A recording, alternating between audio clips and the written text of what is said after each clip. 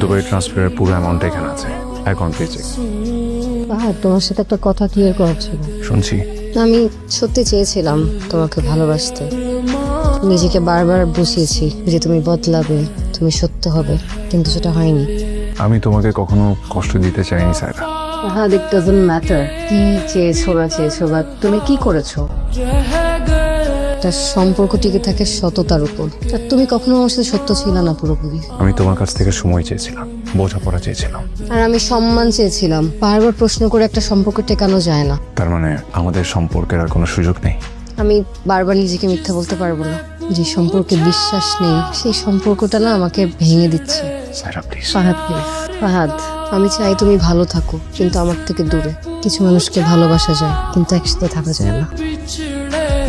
ফাহাদ, আমি বাসায় বাবাকে বলছি আমি যদি বিয়ে করি শুধুমাত্র তোমাকে করব।